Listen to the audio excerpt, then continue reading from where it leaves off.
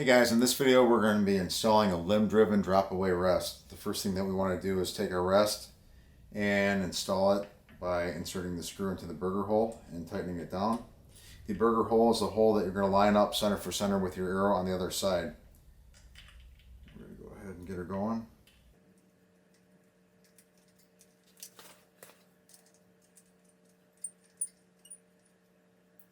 And we want to make sure that it's square to the bow. Take a look at her. Looks pretty good. I'm going to go ahead and crank her down.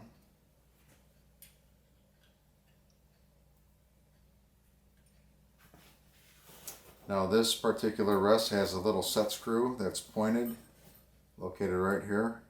We're going to go ahead and tighten that one down as well. That's just going to ensure that this does not rock out of place after a bunch of shots. Here we go. Now the next thing to do is to set the center shot and the elevation on the other side. To set the center shot on this rest, we're going to attach an arrow to the string, set it in the actual rest, and we're going to look and see where it cuts over the burger hole. And in this case it looks like we're a little bit low, so we're going to loosen up the adjustment screw. We're going to raise that up.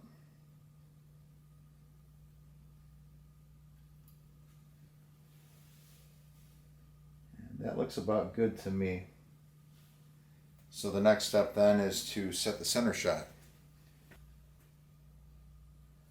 When setting the center shot, the first thing we're going to do is we're going to put an arrow in the rest and we're going to measure off the inside of the riser and see what we get. In this particular case we have about 1 1/16". For this particular bow the suggested center shot is 13/16, so we're going to loosen this set screw. Actually had to make a custom Allen wrench to fit in here below this roller guard.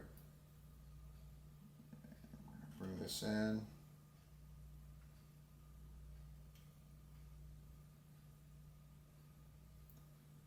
About there, and we're going to check it.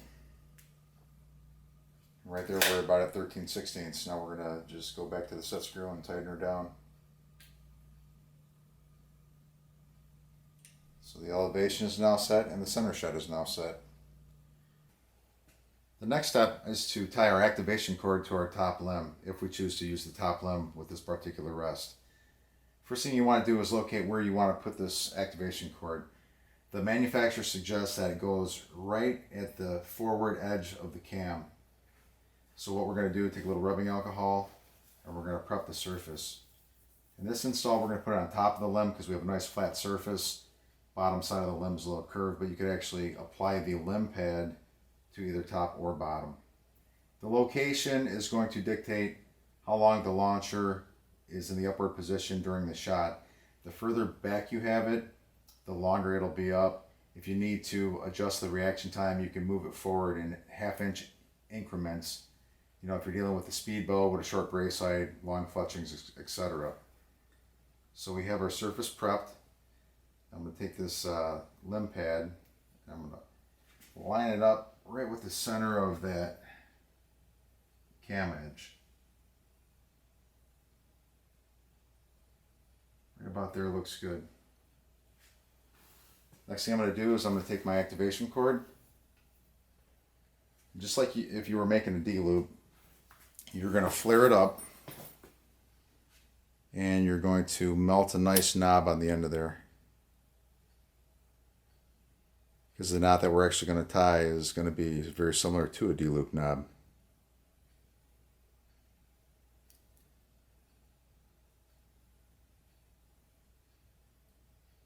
There you go, nice knob. Now that I have the end of the activation cord flattened out nicely, I'm going to go ahead and tie it to the top limb. I like to go from the outside and over, put it right through the center of the pad. Now you're going to tie 1/2 of a D-loop knot.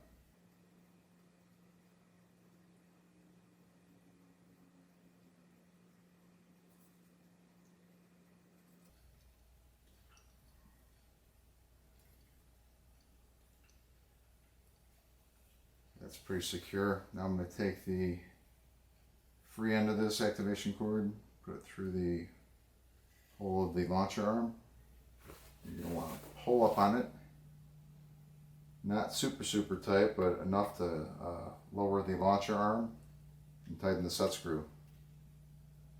It's important that when tightening the set screw, that you don't crank down it too hard. You could damage the cord. But just so it keeps it in place, you see there's plenty of play right there, and that should do it. You could cut this, trim it, melt a little knob on the end there, and then you could start to test it. You could test it with a lipstick test or a foot spray test to make sure that it is dropping down in time. If it's not dropping down in time, like we said before, you could move the pad forward about a ½ inch at a time to adjust the drop rate. And also with your paper tuning test, you should be able to see if there's an issue with fletching interference. But that's it. I hope this video helped.